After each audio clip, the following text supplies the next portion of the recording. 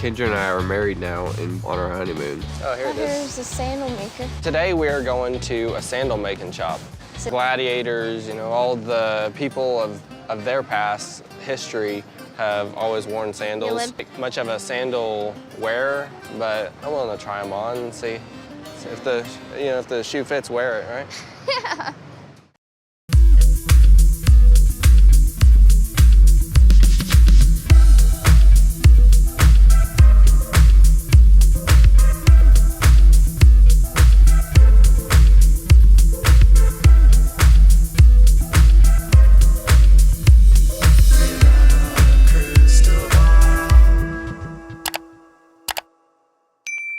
Hey guys, it's Katie from Without a Crystal Ball. Welcome back to my channel.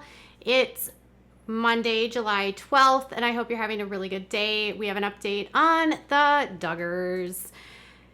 Earlier, about a month ago, I told you about how the Duggars had this falling out with the Caldwells. Remember that?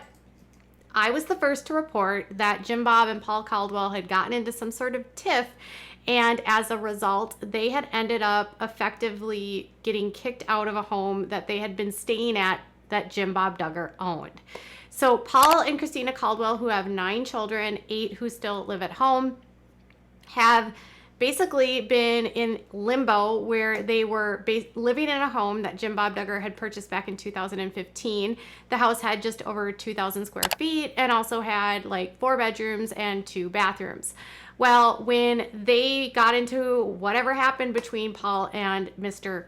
Duggar, the Duggars and the Caldwells parted ways, and now the Caldwells are living in a home that is owned by Kendra and Joseph Duggar, which I already told you was the truth.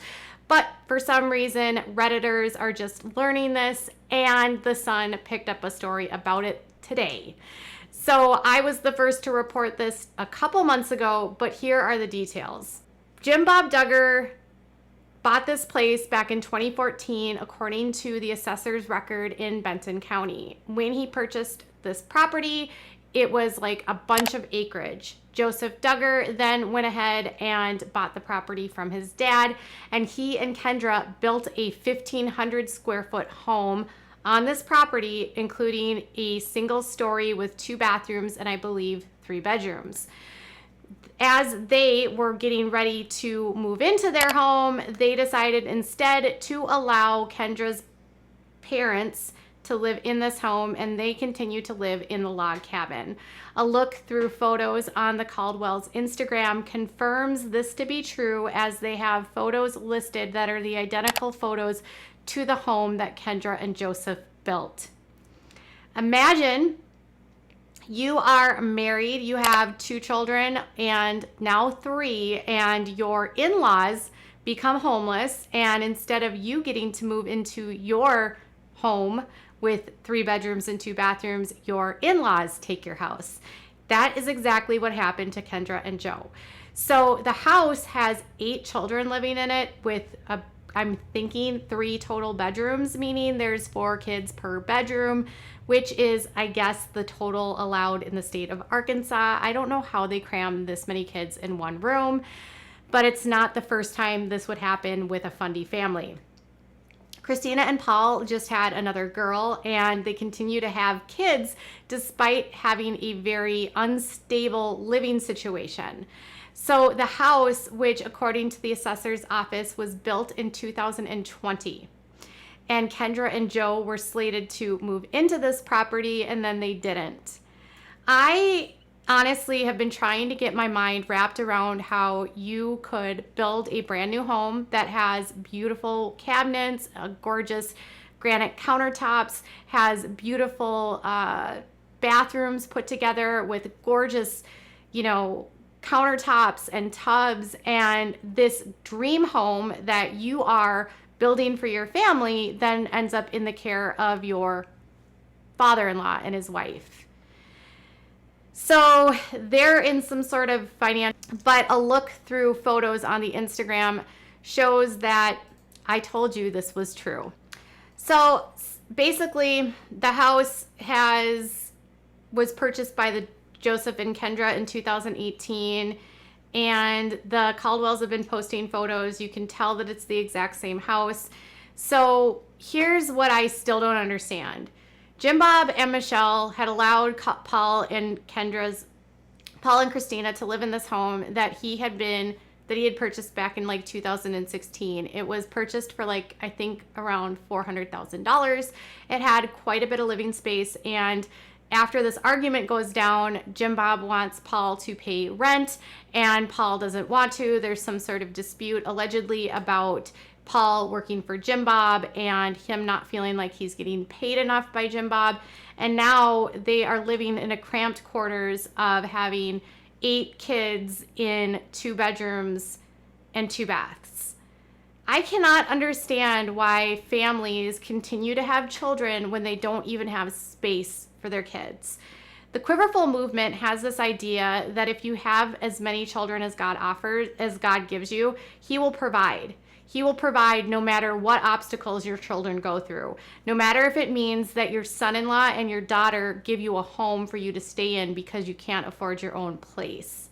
And then in the middle of all of that, your wife decides to have another baby while you're in limbo and living in a house owned, again, by your son-in-law. I'm guessing this was not exactly how Paul had it all figured out or planned. I'm not sure. But people have questioned me about him and his work situation. So Paul and Christina were barely ever on the show. They were featured on the show a few times. Paul is a pastor, and he has a church called Lighthouse Baptist Church.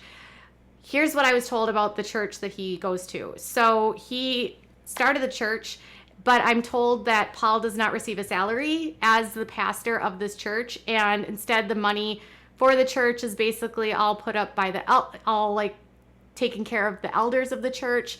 The church recently lost a ton of members after the split with the Duggars, so I don't really know what the Caldwells are doing with their church or with their work. Paul had been working with the Duggars. He is a mechanic, and he was known to fix some of the cars that would go into the lots that the kids sold. They sell used cars, which is another thing. Some of these kids are now going to be relying on the jobs that they had prior to the show. So those that are working in the car sales are still selling used cars. It's not known whether or not Mr. Caldwell is actually fixing these cars. So my question always remains, I want to know what happened between the Caldwells and the Duggars. I still have this belief that the Duggars are somehow, the Caldwells found out about what happened, and somehow Jim Bob and him might have gotten into a fight about what Josh was into. Or maybe they got wind of what had happened and Paul wanted to be separated from it. But how they somehow wrangled in their son-in-law and daughter to give them a home to live in when they are 2 adults that are capable of working, that have freaking 8 kids that they're taking care of. Why can't they come up with rent? Why can't they come up with payments? Why are they unable to take care of basic living situations for their family and relying on other people to pay for them? I understand in this world that you grift and you have to find a way to grift, but to me at this point it seems highly irresponsible to continue to have children when you literally are relying on your son-in-law and daughter to house you. And poor Kendra and Joe, who are in a situation where they had built their dream house and now they can't even live in it because their father-in-law and mother-in-law live there. So long story short, I was right. It's true. They are living in Kendra and Joseph's house, meaning Joseph and Kendra are still living in the log cabin and with no end in sight there. Now, the Duggars have been out doing a whole lot together. Joseph seems to be in better standing with his family. So I'm not sure what this means for Joseph and his relationship with his parents, if things have gotten less icy or if they continue to be icy. He was recently at a birthday party for James.